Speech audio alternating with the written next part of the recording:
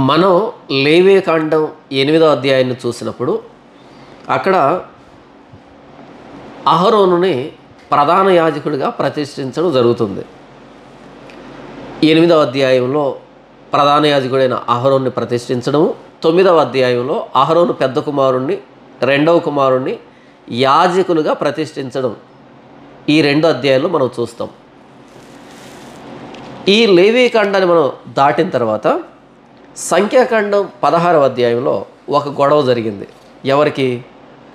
మోషే చిన్నాన్న కొడుకు అయినటువంటి కోరహు మోషే మీద, అహరోను మీద తిరుగుబాటు చేయడం. కోరహు దాతాను, అబీరాము, ఓను అనేవారితో కలిసి మోషే మీద తిరుగుబాటు చేయడం. దేనికోసమని? కోరహు అహరోను ప్రధాన యాజకత్వాన్ని కోరుతూ, దాతాను, అబీరాములు వీళ్ళు మోషే నాయకత్వాన్ని కోరుతూ. మరొకసారి చాలా జాగ్రత్త వినండి. సంఖ్యాకాండం 16వ అధ్యాయంలో కోరహు, ఇస్హారు కుమారుడైన కోరహు, అంటే మోషే చిన్నాన్న కుమారుడైనటువంటి కోరహు ప్రధాన యాజకుడైన అహరోను ప్రధాన యాజకత్వాన్ని కోరుతూ, దాతాను, అబీరాము, ఓను అనేటువంటి ఈ ముగ్గురు మోషే నాయకత్వాన్ని కోరుతూ తిరుగుబాటు జరిగింది సంఖ్యాకాండం 16వ అధ్యాయంలో. అయితే లేవియకాండం 8వ అధ్యాయంలోనే మోషే ద్వారా దేవుడు అహరోనుని ప్రధాన యాజకుడిగా ప్రతిష్ఠించడం జరిగింది. అంటే అహరోను ప్రధాన యాజకుడు కావడం అన్నది మోషే ఆలోచన చొప్పున జరగలేదు, కేవలం దేవుని ఎంపిక మాత్రమే. లేవియకాండం 8వ అధ్యాయంలో ఎన్ని రకాల ఆచారాలు మనం చూసాం కదా. అహరోనుని ప్రధాన యాజకుడిగా అభిషేకించడానికి, ప్రతిష్ఠించడానికి.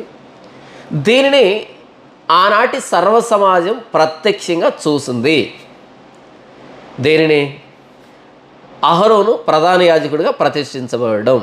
అయితే సంఖ్యాకాండం 12వ అధ్యాయం వచ్చేటప్పటికి మోషే మీద ప్రధాన యాజకుడైన అహరోను అక్క అయినటువంటి, మోషేకు కూడా అక్క అయినటువంటి మిర్యాము, ప్రవక్తి అయినటువంటి మిర్యాము, వీళ్ళిరువురు కలిసి మోషేకు విరోధముగా మాట్లాడడం, మోషే మీద గొడవకు రావడం, తిరుగుబాటు చేయడం అన్నది మనం చూసాం. అక్కడ దేవుడు స్పందించి మిర్యాము ముఖం మీద ఉమ్మి వేసినట్టుగా, తండ్రి కుమార్తె ముఖం మీద ఉమ్మి వేస్తే ఎలాగైతే అవమానం పొందుతుందో అలా 7 రోజులు మిర్యాము కుష్ఠరోగంతో పాలెము వెలుపల వాసం చేసింది. 7 రోజులు ఇశ్రాయేలుల ప్రయాణం ఆగిపోయింది. ఈ తిరుగుబాటు అయిపోయింది అనే లోపే సంఖ్యాకాండం 16వ అధ్యాయంలో మోషే చిన్నాన్న కొడుకైనటువంటి, తమ్ముడు వరుస అయినటువంటి కోరహు రూబేనీయులతో కలిసి, దాతాను, అబీరాము, ఓను అనే వీరితో కలిసి మరలా మోషే మీదకి, ప్రధాన యాజకుడైన అహరోను మీదకి గొడవకు వచ్చారు, తిరుగుబాటు చేయడం జరిగింది. ఎప్పుడైతే ఇలాంటి తిరుగుబాటు చోటు చేసుకుందో, ఏది లేవియకాండం 8వ అధ్యాయంలో అహరోను ప్రధాన యాజకుడిగా ప్రతిష్ఠించబడడం చూసిన తర్వాత కూడా ఎప్పుడైతే కోరహు ఇలాంటి తిరుగుబాటును చేశాడో, ఈ తిరుగుబాటు వల్ల కోరహు మరణించాడు. దాతాను, అబీరాము, ఓను వీరి కుటుంబాలు, ఈ 250 మంది ఉన్నారు కదా సభికులు, ప్రధానులు, వీరి కుటుంబాలు అందరు నాశనం అయ్యారు. అయితే కోరహు లేవదీసినటువంటి అంశం ఏదైతే ఉందో తిరుగుబాటు, ఆ ఆలోచన ఇశ్రాయేలీలో చనిపోలే. తిరుగుబాటు ప్రేరేపించినటువంటి కోరహు మరణించాడు, మిగిలిన వ్యక్తులు మరణించారు, కానీ ఆ ఆలోచన ఇశ్రాయేలీలో మరణించలా, అది సజీవంగానే ఉంది. అంటే కోరహు మరణించాడు తప్ప కోరహు ఆలోచన విధానం అలాగే ఉంది. ఎప్పుడైతే మోషే అహరోనులో సాగిలపడి, అహరోను బలిపీఠము నిప్పులు తీసుకొని తన దోపార్దిలో వేసుకొని పరుగున వెళ్ళి యెహోవా తెగులుకి ప్రాయశ్చిత్తం చేసినప్పుడు తెగులు ఆగింది. అలా అహరోను బట్టి ఇటువైపు చనిపోయినవారు, ఇటువైపు బ్రతికి ఉన్నవారు. అహరోను చనిపోయిన వారికి, బ్రతికిన వారికి మధ్య నిలవబడ్డాడు. అలా తెగులు ఆగింది. ఈ బ్రతికి ఉన్న వాళ్ళు అహరోను ప్రాయశ్చిత్తం చేశాడు కాబట్టి బ్రతికారా తప్ప నిజంగా వారి ఆలోచనలో కోరహు లేవదీసినటువంటి తిరుగుబాటు ధోరణి ఉంది, అది చనిపోలే. ఈ చనిపోయిన వాళ్ళు ఎటు చనిపోయారు, ఇక వీళ్ళు మాట్లాడరు, ఇక వీళ్ళకి సజీవులతో ఎలాంటి పాలు పంపులు లేవు. అయితే బ్రతికారు కదా వీళ్ళు. దేని బ్రతికారు? వారి మంచితనాన్ని బట్టి కాదు, వాళ్ళ పశ్చాత్తాపాన్ని బట్టి కాదు. అహరోను ప్రాయశ్చిత్తం చేశాడు కాబట్టి, దేవుడు దయ తెలిసాడు కాబట్టే బ్రతికారు వీళ్ళు. వీళ్ళు బ్రతికారే కానీ దేవుని దయ వల్ల వారి ఆలోచనలలో కోరహు లేవదీసిన ఆ తిరుగుబాటు ఏంటి? ఎంతసేపు అహరోనే ప్రధాన యాజకుడా, ఎంతసేపు మోషేన నాయకుడా, మాకు తెలీదా, మేము నాయకులం కాదా? ఇశ్రాయేలు సర్వ సమాజంలో ప్రతివాడు పరిశుద్ధుడే కాబట్టి ఇశ్రాయేలు సర్వ సమాజం మీద మిమ్మును మీరేలా హెచ్చించుకొనుచున్నారు అనేటువంటి కోరహు మాటలు ఇంకా వీరి జీవితాల్లో, వీరి హృదయాల్లో సజీవంగా ఉన్నాయి. కాబట్టి అహరోనుకి ప్రధాన యాజకత్వాన్ని ఇచ్చింది నేనే. అహరోన్తో నేను చేసినటువంటి ఈ ప్రధాన యాజకత్వం అనేటువంటి ఈ బాధ్యత అన్నది నిరంతరం, శాశ్వతం. ఎప్పుడు ప్రధాన యాజకుడు వచ్చినా అహరోను వంశంలోనే రావాలి తప్ప ఇంకో వంశంలో ప్రధాన యాజకుడు రాడు అనేదానికి దేవుడు ఈ బ్రతికి ఉన్నటువంటి కోరహు ఆలోచన కలిగి ఉన్నటువంటి ఈ వ్యక్తులకి ఒక స్థిరమైనటువంటి సూచక క్రియని, ఎవరు కాదనలేని, ఇక మీదట తిరుగుబాటు రాకుండా ఒక సూచక క్రియను చూపించాడు, ఒక అద్భుతాన్ని చేసి చూపించాడు. ఆ అద్భుతాన్ని గురించి మనం సంఖ్యాకాండం 17వ అధ్యాయంలో చూసుకుంటున్నాం. ఈ సంఖ్యాకాండం 17వ అధ్యాయాన్ని గురించి ఎక్కువగా వివరించాల్సిన అక్కర్లేదు. చదువుతూ ఉన్నప్పుడే విషయం ఏంటి అన్నది చాలా స్పష్టంగా అర్థమవుతుంది. ఇప్పుడు నేను సంఖ్యాకాండం 17వ అధ్యాయాన్ని మొదటి వచనం నుంచి చివరి వచనం దాకా చదువుతూ వెళ్తాను. నేను చదివేటప్పుడే మీకు అర్థమవుతుంది. యెహోవా మోషేకు ఈలాగు సెలవిచ్చెను, నీవు ఇశ్రాయేలీయులతో మాటలాడి వారి యొద్ద ఒక్కొక్క పితరుల కుటుంబమునకు ఒక్కొక్క కర్రగా, అనగా వారి ప్రధానులందరి యొద్ద వారి వారి పితరుల కుటుంబముల చొప్పున 12 కర్రలను తీసుకొని ఎవరి కర్ర మీద వారి పేరు వ్రాయము. లేవి కర్ర మీద అహరోను పేరు వ్రాయవలెను. ఏలైనగా పితరుల కుటుంబముల ప్రధానునికి ఒక్క కర్రయే ఉండవలెను. నేను మిమ్మును కలుసుకొను ప్రత్యక్షపు గుడారములోని శాసనముల ఎదుట వాటిని ఉంచవలెను. అప్పుడు నేను ఎవని ఏర్పరుచుకుందునో వాని కర్ర చిగిరించును. ఇశ్రాయేలీలు మీకు విరోధముగా సనుగుచుండు సనుగులు నాకు వినబడకుండా మాన్పివేయుదును. కాబట్టి మోషే ఇశ్రాయేలీలతో చెప్పగా వారి ప్రధానులందరూ తమ పితరుల కుటుంబములలో ఒక్కొక్క ప్రధానునికి ఒక్కొక్క కర్ర చొప్పున 12 కర్రలు అతనికి ఇచ్చరి. అహరోను కర్రయు వారి కర్రల మధ్య ఉండెను.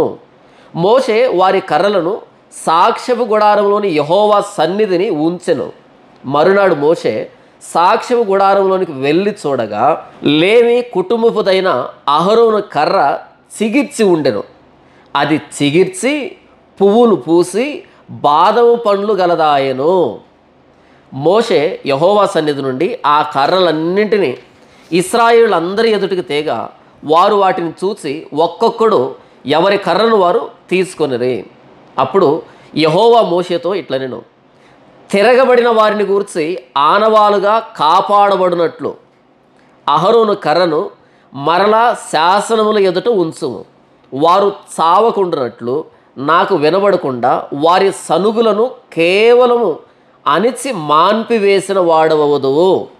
అప్పుడు యెహోవా మోషేకు ఆజ్ఞాపించినట్లు అతడు చేసెను, అలాగుననే చేసెను. అయితే ఇశ్రాయేలీలు మోషేతో ఇట్లనిరి, ఇదిగో మా ప్రాణములు పోయినవి, నశించిపోతుమే, మేమందరము నశించిపోతుమే. యెహోవా మందిరమునకు సమీపించు ప్రతి వాడును చచ్చును, మేము అందరము చావవలసి ఉన్నదా అని పలికిరి. బహుశా విషయం ఏంటి అన్నది ఇప్పటికే మీకు అర్థమై ఉంటుంది. అయినా సరే చెప్పడం నా ధర్మం కాబట్టి చెప్పాలి. కాబట్టి మోషేతో దేవుడు ఏమంటున్నాడు అంటే, మోషే, ఇశ్రాయేలీల్లో వాళ్ళు సనుగుతున్నటువంటి విధానం నాకు వినబడుతుంది. సనుగుతున్నారు కాబట్టి వారి సనుగుల్ని మాన్పడానికి, వారి గొనుగుణ్ణి మాన్పడానికి ఇశ్రాయేలీల సర్వ సమాజంతో నీవు ఇలా చెప్పు, ప్రతి గోత్రం నుండి ఒక్కో ప్రధానుడు ముందుకొచ్చి ఎవరికెవరికైతే ప్రధాన యాజకత్వం కావాలి, ఎంతసేపు అహరోనే ప్రధాన యాజకుడా, మాకు చేత కదా అని ఎవరికెవరికైతే ప్రధాన యాజకుడు కావాలి అనేటువంటి ఆశ ఉందో ఒక్కో గోత్రం నుండి ప్రధానుడిని బయటికి రమ్మను. వాళ్ళు ఒక కర్రను తీసుకొని రావాలి. ఒక కర్రని, ఆ కర్ర మీద వారి పేరు ఉండాలి. ఏ గోత్రము వారి పేరేంటి అనేటువంటి 12 కర్రలు వారి పేర్లు ఉండాలి. అందులో లేవీ గోత్రం నుండి అహరోను ఒక కర్రను తీసుకొని రావాలి. వాస్తవానికి అహరోను లేవీ కాండం 8వ అధ్యాయంలోనే ప్రతిష్ఠించబడ్డాడు ప్రధాన యాజకుడిగా. అయితే ఆ ప్రధాన యాజకుడి స్థానం మాకు కావాలని కొట్టుకుంటున్నారు. కాబట్టి ఈ సనుగుల్ని మానపడానికి లేవీ గోత్రం నుండి అహరోను ఒక కర్రను తీసుకొని రావాలి. లేవీ గోత్రం అని ఉండాలి, దాని మీద అహరోను అనే పేరు ఉండాలి. ఈ 12 కర్రలను తీసుకుని వచ్చి శాసనములు ఎదుట గుడారం లోపల, బహుశా పరిశుద్ధ స్థలంలో అనుకుందాం, పరిశుద్ధ స్థలంలో ఆ శాసనములు ఎదుట పరిశుద్ధ స్థలంలో ఆ 12 కర్రల్ని ఉంచాలి.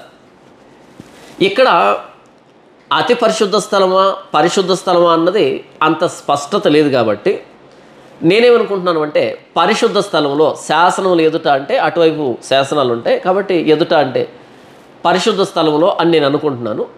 ఎందుకు అంటే అతి పరిశుద్ధ స్థలంలోనికి ప్రధాన యాజకుడు మాత్రమే సంవత్సరానికి ఒక్కసారి వెళ్ళాలి కదా, యోమ్ కిప్పూర్ రోజున వెళ్ళాలి కదా.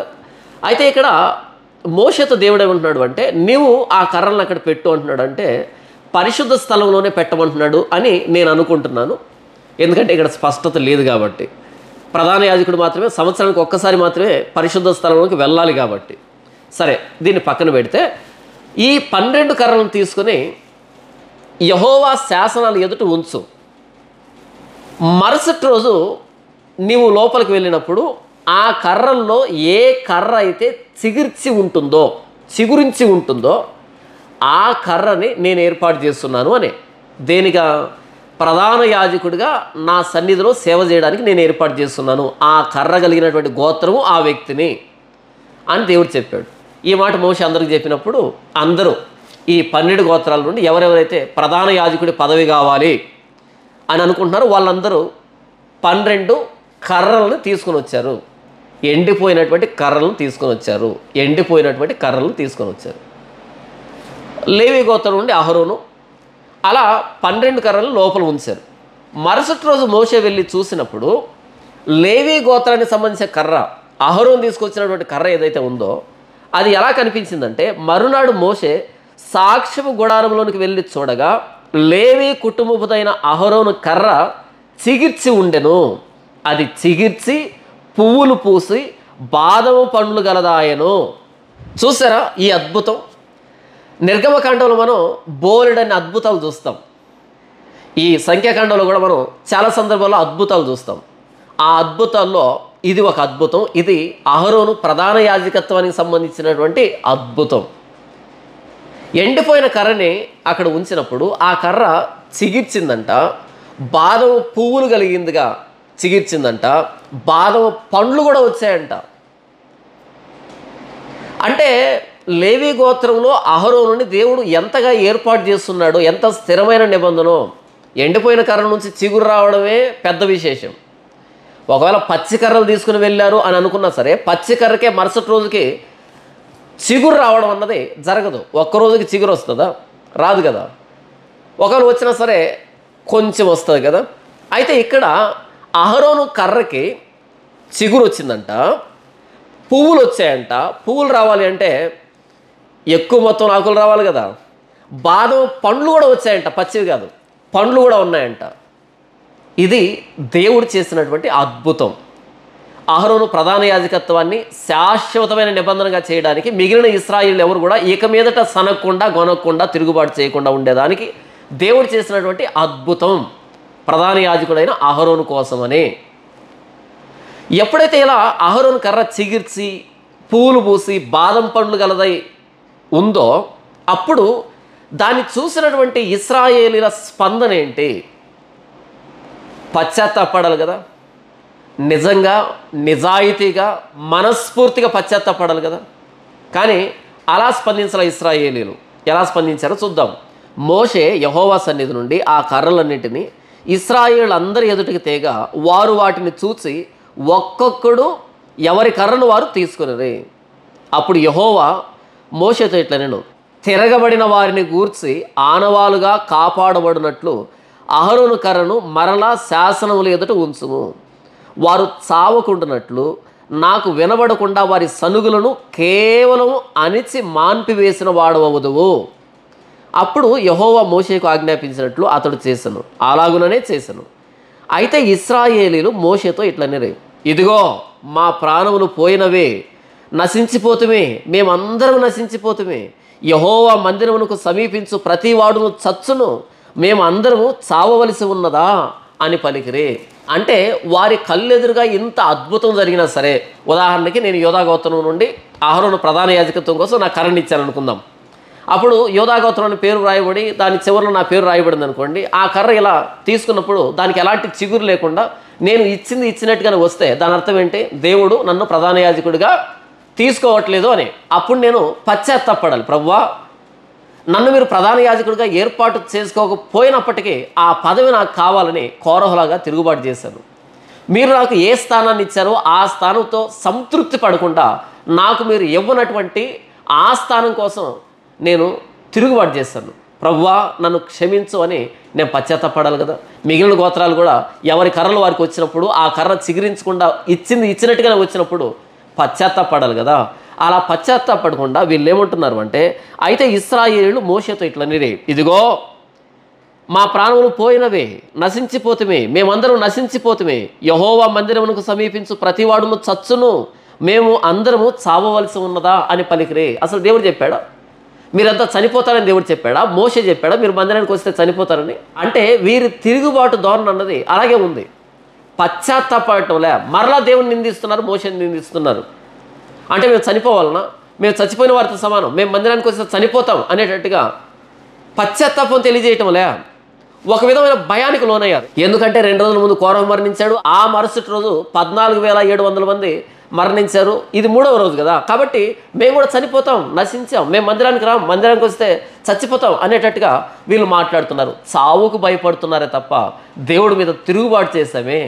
దేవుడిచ్చినటువంటి ఆ అహరోను పదవి కోసం మేము తిరుగుబాటు చేశామే, దేవుని కోపానికి రేకెత్తించామే, దేవుణ్ణి పరీక్షించామే, పరిశోధించామే, దేవుడు ఏర్పాటు చేస్తున్న అహరోను పదవి కోసం ప్రాకులాడామే అని పశ్చాత్తాపం లేదు. ఇక్కడ చచ్చిపోతామేమో అని భయపడుతున్నారు. చాలామంది పాపం ఎందుకు చేశానా, నా దేవునికి ఎలా నేను తిరుగుబాటు చేశాను అని బాధపడరు, అని పశ్చాత్తాపడరు. ఆ పాపానికి పర్యవసానం ఎలా వస్తుందో అని బాధపడతారు. ఇది తప్పు. పర్యవసానానికి కాదు మనం భయపడాల్సి ఉంది, మనం దేవునికి విరోధంగా పాపం చేశామే అని బాధపడాలి, భయపడాలి, పశ్చాత్తాపడాలి. రాజైన దావీదు బత్షెబతో వ్యభిచారం చేసిన తర్వాత ఆయన పశ్చాత్తాపడుతూ పాట రాశాడు 51వ కీర్తన.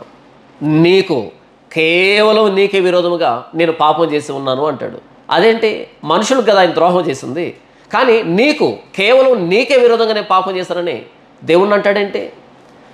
దేవుడు ఏదైతే చెప్పాడో దాన్ని అతిక్రమించడం, దేవుని మీద తిరుగుబాటు చేయడం. ఇక్కడ వీళ్ళు వాస్తవానికి అహరోను మీద తిరుగుబాటు చేయడం వల్ల, మోషే మీద తిరుగుబాటు చేయడం వల్ల, మోషేను అహరోను ఆ స్థానాల్లో ఉంచినటువంటి దేవుని మీద తిరుగుబాటు చేస్తున్నారు. కాబట్టి ప్రతి పాపం దేవుని మాటకు వ్యతిరేకం. పాపం అంటే ఆజ్ఞ అతిక్రమమే పాపం. ఆజ్ఞ అంటే ఎవరిచ్చిన ఆజ్ఞ? సాక్షాత్తు దేవుడు చెప్పినటువంటి ఆజ్ఞను అతిక్రమించడమే పాపం. అలాంటప్పుడు మన పొరుగు వారి విషయంలో మనం పాపం చేస్తున్నాం కాదు, మన పొరుగు వారి విషయంలో పాపం చేయకూడదని చెప్పినా ఆ దేవుని విషయంలో పాపం చేస్తున్నాం అని అర్థం. దీన్ని అర్థం చేస్తున్నటువంటి రాజైన దావీదు నీకు కేవలం నీకే విరోధంగా నేను పాపం చేస్తున్నాను, పాపం చేశాను అని ఆయన పశ్చాత్తాపడ్డాడు. ఆయన పశ్చాత్తాపం అంగీకరించబడింది. అయితే ఈరోజు చాలామంది పాపం చేసి దేవుని కోపానికి రేకెత్తించామే, దేవుని ప్రేమను కాదనుకున్నామే, ప్రభువైన యేసుక్రీస్తు ప్రాణత్యాగాన్ని వెక్కిరించేటట్టుగా ప్రవర్తించామే అని బాధపడకుండా, అని పశ్చాత్తాపడకుండా ఎందుకు బాధపడుతున్నారు, ఎందుకు భయపడుతున్నారు అంటే, అమ్మో ఆ పాపం చేశాం కదా దానికి సంబంధించిన పర్యవసానం వస్తుందేమో అని భయపడుతున్నారు, బాధపడుతున్నారు.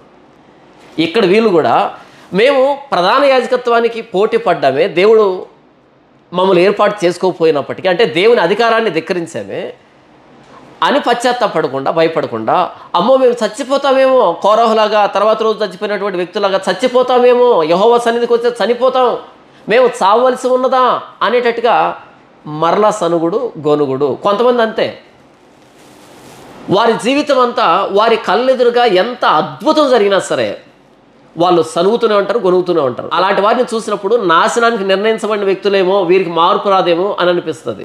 లేకపోతే అహరోను కర్ర చిగిర్చడం ఏంటి, దానికి పువ్వులు రావడం ఏంటి, దానికి బాదం పండ్లు రావడం ఏంటి, ఇంత అద్భుతం కళ్ళెదురుగా జరిగితే, ఒక్క రాత్రిలో ఇంత అద్భుతం జరిగితే మరి పశ్చాత్తాపడాలి కదా, పశ్చాత్తాపడలేదు. ఇక్కడ మనం ఆలోచించవలసిన విషయం ఏంటంటే, కోరహు తిరుగుబాటు ద్వారా 2 వస్తువులు ప్రత్యక్ష గుడారంలోకి వచ్చాయి. మరొకసారి, కోరహు తిరుగుబాటు చేయడం ద్వారా ప్రత్యక్ష గుడారంలోనికి 2 వస్తువులు వచ్చాయి. ఒకటి, వారు తీసుకుని వచ్చినటువంటి ధూపార్ధుల్ని బలిపీఠం మీద మూతగా చేశాడు కదా, రేకుగా చేశాడు కదా. 2, ప్రత్యక్ష గుడారం లోపలికి అహరోను చిగురించినటువంటి కర్ర. ఈ 2 వస్తువులు కోరహు తిరుగుబాటు ద్వారా ప్రత్యక్ష గుడారంలో అదనంగా వచ్చినటువంటి వస్తువులు. వీళ్ళు తిరుగుబాటు చేశారు, చచ్చారు. కానీ వీళ్ళ తిరుగుబాటును కూడా దేవుడు తన మహిమ కోసమే వాడుకున్నాడు. మనుషులుగా మనం దేవునికి ద్రోహం చేసామనుకో, మనమే నాశనం అవుతాం. కానీ ఆ ద్రోహాన్ని కూడా దేవుడు తన మహిమ కొరకై వాడుకుంటాడు. యోసేపుని అన్నదమ్ములు కీడు తలపెట్టాలని అమ్మివేశారు, కానీ దేవుడు దాన్ని మేలుగా, మంచిగా మార్చాడు. యోసేపుని అన్నదమ్ములు కీడు తలపెట్టి అమ్మివేస్తే దేవుడు ఆ కీడును కూడా మేలుగా మార్చాడు. ఆ రోజు వీళ్ళు అమ్మేసుకున్నారు, తర్వాత అదే యోసేపు వీరిని పోషించాడు. కాబట్టి మనం చెడ్డవారం కావచ్చు, అవిధేయులం కావచ్చు, మనం దేవుని మీద తిరుగుబాటు చేయొచ్చు, మనమే నశిస్తాం. కానీ ఆ తిరుగుబాటుని, ఆ అవిధేయతను కూడా దేవుడు తన మహిమ కోసం వాడుకుంటాడు.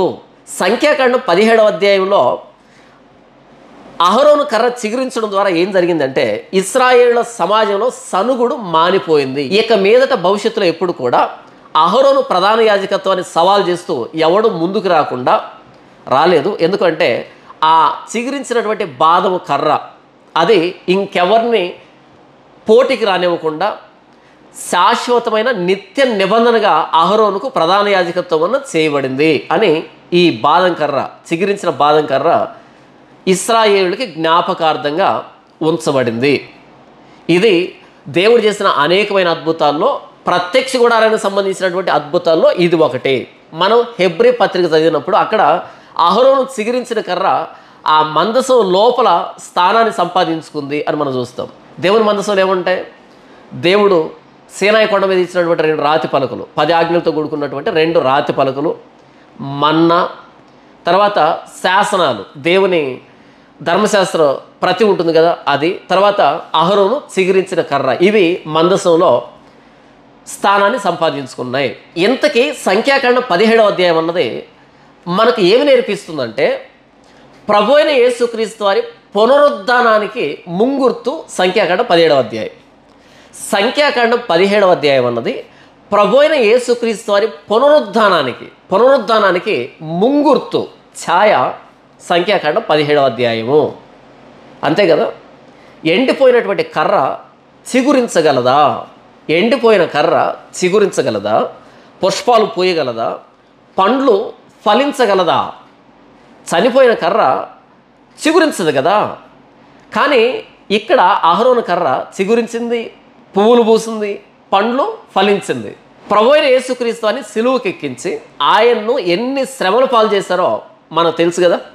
క్రొత్త నిబంధన చదువుతున్నప్పుడు ఉదయం మొదలుకొని ఆయన్ను ఎన్నిసార్లు తీర్పు తీర్చారో, అన్యాయపు తీర్పు తీర్చారో, ఎన్ని రకాల మాట్లాడినారో, ఆయన మీద ఎలా చేయి చేసుకున్నారో, ఆయన ఎలా బూతులు మాట్లాడారో, ఎలా హింసించారో, ఆ సిలువ ఘట్టాన్ని మనం చూసినప్పుడు అలాంటి ప్రభు అయిన యేసుక్రీస్తు వారు సిలువ మీద కేక వేసి ప్రాణం విడిచి సమాధిలో పెట్టబడితే అలాంటి ప్రభు అయిన యేసుక్రీస్తు వారు మరలా బ్రతుకుతాడని ఎవరైనా కనీసం ఊహించగలరా? కనీసం ఎవరైనా ఏంటి, ఆయన శిష్యులైన అపోస్తలులే స్త్రీలు వచ్చి ఆయన లేచాడు అంటే నమ్మలే. స్త్రీలు వచ్చి ఆయన లేచాడు అన్నా సరే నమ్మలే. ఎందుకు నమ్మలేదు? మామూలుగా మరణించిన వ్యక్తి లేస్తాడేమో అని అనుకుంటామేమో కానీ ఇంత భయానకమైన మరణాన్ని రుచించినటువంటి ప్రభువైన యేసుక్రీస్తు వారు ఆయన బ్రతకడం ఏంటి? చివరికి అపోస్తలులు కూడా నమ్మలే. అహరోను కర్ర, ఎండిపోయినటువంటి కర్ర దేవుని సన్నిధిలో ఉంచబడినప్పుడు మరుసటి రోజుకి చిగురు రావడం ఏంటి, పుష్పాలు రావడం ఏంటి, ఫలాలు ఫలించడం ఏంటి?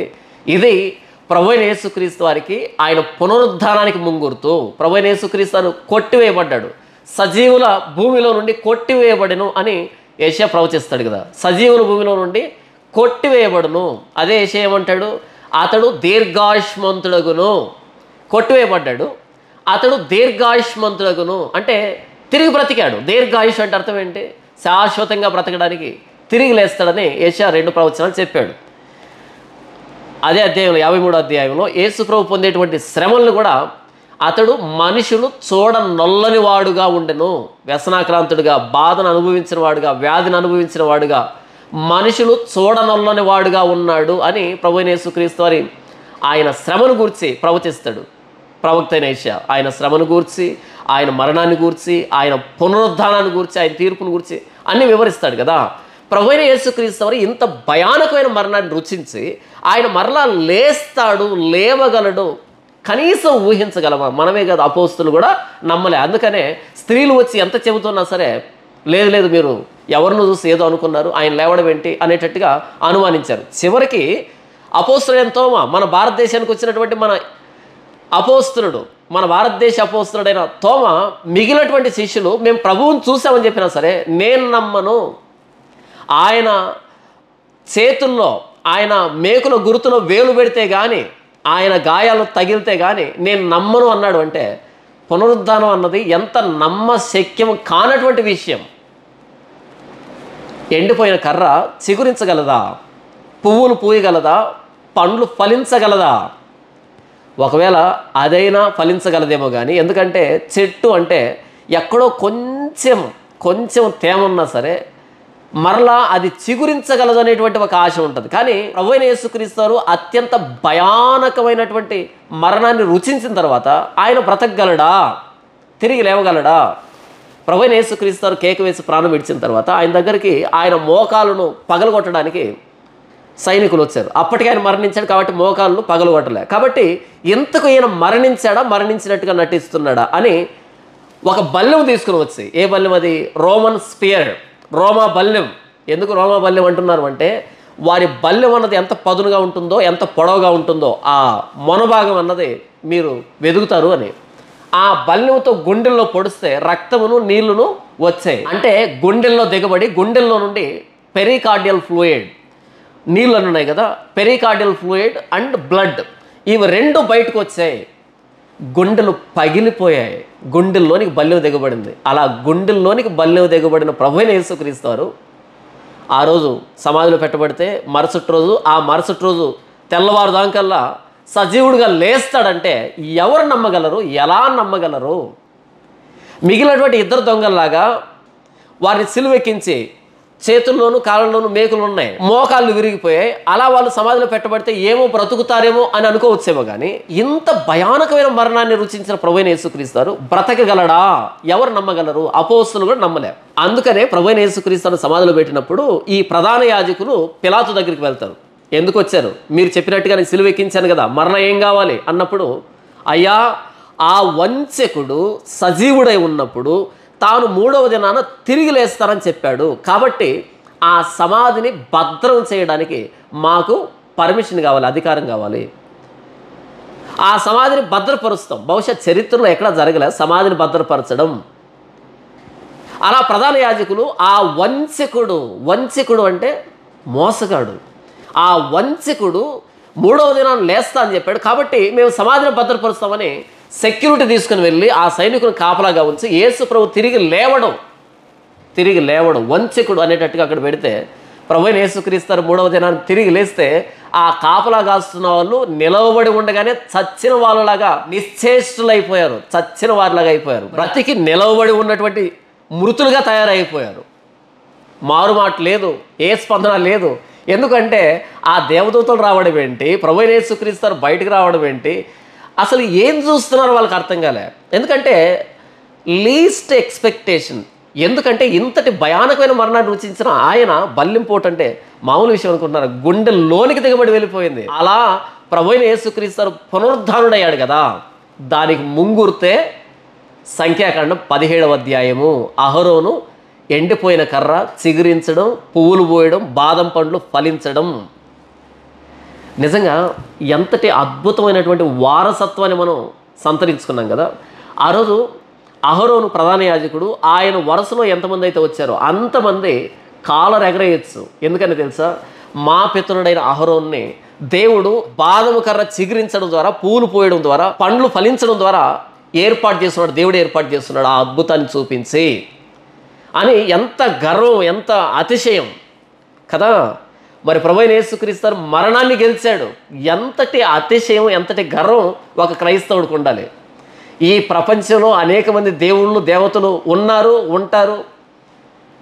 గ్రీకు మిథాలజీలో చాలామంది దేవుళ్ళు ఉన్నారు, రోమన్ మిథాలజీలో చాలామంది దేవుళ్ళు ఉన్నారు, బాబిలోనియన్, ఈజిప్టియన్, ఆనాటి ప్రపంచంలో అనేకమైన దేవుళ్ళు ఉన్నారు, దేవతలు ఉన్నారు. వాళ్ళు మరణించారంట, వాళ్ళు బ్రతికారంట, ఏంటంటో కథలుగా చెప్పుకుంటారు. కానీ రెజరెక్షన్ అని మీరు టైప్ చేస్తే resurrection is an Christian idea. Resurrection is an Christian idea. Resurrection అంటే పునరుద్ధానం. గూగుల్ సెర్చ్ ఇంజిన్ ఇచ్చినటువంటి స్టేట్మెంట్ ఏంటంటే resurrection is an Christian idea. ఎందుకంటే అది సెక్యులర్ కాబట్టి ఐడియా అని ఇచ్చింది. రెజరెక్షన్ అనే పదం యేసు ప్రభువుకు తప్ప ఇంకెవరికి వర్తించదు. ఎంత అతిశయం కదా. ఎలాంటి వారసత్వంలో నీవు నేను వచ్చాం కదా. ఆ రోజు అహరోను వరుసలో వచ్చినటువంటి తరువాతి కాలంలో ప్రధాన యాజకులు కానీ, యాజకులు కానీ ప్రభువైన యేసుక్రీస్తుని వంచకుడని, తిరుగుబాటు చేసేవాడని, యోధా మతాన్ని కూలద్రోయడానికి వచ్చాడని, దయ్యం పట్టినోడని, తిండిపోతని, పాపి అని, మోసగాడని, మతిస్థిమితం లేదని ఎన్నెన్ని మాటలు మాట్లాడారో యేసు ప్రభు మీద. ఆయన తిరిగి లేవడం ద్వారా, పునరుద్ధానుడు కావడం ద్వారా అందరి నోళ్ళు మూతపడ్డాయి. కాపలా పెట్టినటువంటి ప్రధాన యాజకులు ఎక్కువ మొత్తంలో సొమ్ము తీసుకుని వచ్చి సైనికులకు ఇచ్చి, మేము చెప్పినట్టుగా చెప్పండి, మీరు నిద్రపోతున్నప్పుడు ఆయన శిష్యులు వచ్చి ఆయన ఎత్తుకుని పోయారని చెప్పండి అని ఎక్కువ మొత్తంలో డబ్బు ఖర్చు పెట్టుకోవాల్సి వచ్చింది ఆ ప్రభువైన యేసుక్రీస్తు పునరుద్ధానాన్ని దాచిపెట్టడానికి. దాగుతుందా?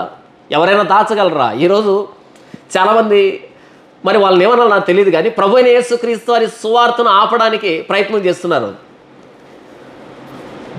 ప్రభువైన యేసుక్రీస్తు వారనే ఆ రాయి ఎవడి మీద పడుతుందో వాడిని నలిచివేస్తుంది. ఆ రాయి మీద పడిన వాడు తునాతునకులైపోతాడు. యేసు ప్రభు సువార్తకి అడ్డు తగిలితే నాశనమే, దుంప నాశనమే, ఏముండదు. ఆనాటి ప్రధాన యాజకులు ఎక్కువ మొత్తంలో డబ్బిచ్చి మూసి పెట్టండి, పునరుద్ధానం జరగలేదని చెప్పండి అని అన్నారు. మరి పునరుద్ధానం జరగకపోతే సమాధి ఖాళీగా ఉంది. మరి కాపలా పెట్టినటువంటి పిలాతుకి అవమానం కదా. ఆయన శవాన్ని తీసుకుని వెళ్తే ఈ సైనికులు ఉరిదీయాలా వద్దా, నరికి చంపాలా వద్దా? ఆయన తీసుకుని వెళ్ళారని చెప్పినటువంటి శిష్యులు యెరూషలేములో తిరుగుతున్నారే బహిరంగంగా, మరి వాళ్ళని అరెస్ట్ చేయలేదే. ప్రభువైన యేసుక్రీస్తు వారి ఖాళీ సమాధి ఆయన పునరుద్ధానానికి సాక్షి, సజీవ సాక్షి. ఇప్పటికీ ఖాళీ సమాధి ఉంది. యెరూషలేముకి వెళ్ళి చూసి వస్తున్నారు. ప్రధాన యాజకుడైన అహరోను వరుసలో వచ్చిన వాళ్ళు ఎంత ధన్యులు. ఎందుకంటే దేవుడే ఒక అద్భుతం ద్వారా ఆయన పదవిని స్థిరపరిచాడు కాబట్టి. మరి సమాధిని గెలిచినటువంటి, మరణాన్ని గెలిచినటువంటి, పాపాన్ని గెలిచినటువంటి, అపవాదిని గెలిచినటువంటి మన ప్రభువైన యేసుక్రీస్తు పునరుద్ధానాన్ని బట్టి ఒక క్రైస్తవుడు ఎంత రొమ్ము విరుచుకుని బ్రతకాలి, ఎంత హుందాగా బ్రతకాలి. ఆ పునరుద్ధానుడైన ప్రభువైన యేసుక్రీస్తు నా దేవుడు అని చెప్పుకోవడానికి ఎంత గర్వం, ఎంత అతిశయం కావాలి. ఆనాటి గ్రీక్ సంస్కృతిలోను, రోమన్ కల్చర్లోను, Babylonian culture, Egyptian culture, Syrian culture, ఆనాటి ఫిలిస్టియన్ కల్చర్, వీటన్నిటిలో కూడా దేవుళ్ళు, దేవతలు ఉన్నారు. కానీ మరణాన్ని గెలిచిన దేవుళ్ళు లేరు. మానవుల చేత సృజించబడినటువంటి దేవుళ్ళు కలిగినటువంటి సంప్రదాయాలు అవన్నీ. అలాంటి మృతమైనటువంటి కల్చర్స్ మధ్య అపోస్తలులు పునరుద్ధానుడైన ప్రభువైన యేసుక్రీస్తుని ప్రకటిస్తూ సర్వప్రపంచానికి సువార్తను మోసుకుని వెళ్ళారు. ఈ అతిశయం, ఈ భాగ్యం ఇంకెవరికి ఉండదు, ప్రభువైన యేసుక్రీస్తుని అంగీకరించిన వారికే. అందుకనే అపోస్తలులు మాత్రమే ప్రతి కల్చర్లోనికి వెళ్ళి, ప్రతి సంప్రదాయంలోకి వెళ్ళి, ప్రతి సంస్కృతిలోకి వెళ్ళి ప్రభువైన యేసుక్రీస్తు వారే నిజమైన దేవుడు అని చెప్పగలిగారు, నిరూపించగలిగారు. ఈరోజు సర్వప్రపంచంలో క్రైస్తవ్యం ఉంది అంటే ప్రభువైన యేసుక్రీస్తు పునరుద్ధానాన్ని బట్టి. మన దేవుడు సజీవుడైన దేవుడు, సమాధిని గెలిచిన దేవుడు. పాపాన్ని గెలిచిన దేవుడు, అపవాదిని ఓడించిన దేవుడు, మనల్ని మన పాపపు స్థితి నుంచి బయటకు తీసుకొచ్చిన దేవుడు. కనుక మన పునరుద్ధారుడైన ప్రభువైన యేసుక్రీస్తు వారిని గూర్చి ఈ ప్రపంచానికి సువార్త చెప్పవలసినటువంటి ఆ అతిశయం, ఆ భాగ్యం క్రైస్తవులమైన మనకే ఉంది. కాబట్టి క్రైస్తవులు మాత్రమే సువార్త చేయగలరు, చేస్తారు. ఇంకెవరు సువార్త చేయలేరు. ఎందుకంటే సరుకు ఉండాలి కదా. ఆ రోజు మిగిలినటువంటి 11 కర్రలు ఎవరి గోత్రానికి వాళ్ళకి ఇస్తూ ఉంటే, ఎలా ఇచ్చారో అలానే ఇస్తూ ఉంటే వాళ్ళకి ఏమైనా సంతోషమా? వాళ్ళు ఏమైనా ప్రకటించగలరా? గంతులు వేయగలరా? వేయలేరు కదా. కానీ అహరోను కర్ర ఇస్తూ ఉన్నప్పుడు అది చిగిర్చింది, పువ్వులు పూసింది, పండ్లు ఫలించింది. అహరోను గెంతగలడు, అహరోను కేకలు వేయగలడు, అహరోను దేవుని స్తుతించగలడు, అహరోను ఆనందానికి అవధులుండో. కనుకనే అపోస్తలులు ఆనందంగా సువార్త చేశారు. ఎందుకంటే మా ప్రభువైన యేసుక్రీస్తు వారు చిగురించిన కర్ర. అంతే కదా. పునరుద్ధానుడైన దేవుడు మా ప్రభువైన యేసుక్రీస్తు వారు. ఆయన పునరుద్ధానానికి మేము సాక్ష్యం అని గెంతులు వేస్తూ వెళ్ళి సర్వప్రపంచానికి సువార్త ప్రకటించారు. మిగిలినటువంటి 11 గోత్రాలు వారి కర్ర ఎలా ఇచ్చారో అలాగే తీసుకున్నారు, మూతి ముడుచుకుని. అందుకనే ఒక క్రైస్తవుడు మాత్రమే రొమ్ము విరుచుకొని సువార్త చేయగలడు. కారణం మన ప్రభువైన యేసుక్రీస్తు వారు సజీవుడు కాబట్టి. మిగిలిన వారికి లేదు ఈ భాగ్యం, మనకుంది. గుర్తించు, ప్రభువైన యేసుక్రీస్తు వారిని గురించి సువార్త ప్రకటించు. ఎందుకంటే మన ప్రభువైన యేసుక్రీస్తు వారు అహరోను చిగురించిన బాదము కర్ర. ఆ బాదము కర్ర దేవుని సన్నిధిలో మరుసటి రోజుకి చిగురించింది, పువ్వులు పూసింది, పండ్లు ఫలించింది. మన ప్రభువైన యేసుక్రీస్తు వారు సమాధిలో పెట్టబడి, ఎండిపోయిన వాడిగా, ప్రాణం లేనివాడిగా సమాధిలో పెట్టబడి 3వ దినాన మృత్యుంజయుడిగా తిరిగి లేచాడు ఆయన. సంఖ్యాకాండం 17వ అధ్యాయం ప్రభువైన యేసుక్రీస్తు వారి పునరుద్ధానానికి ముంగుర్తు.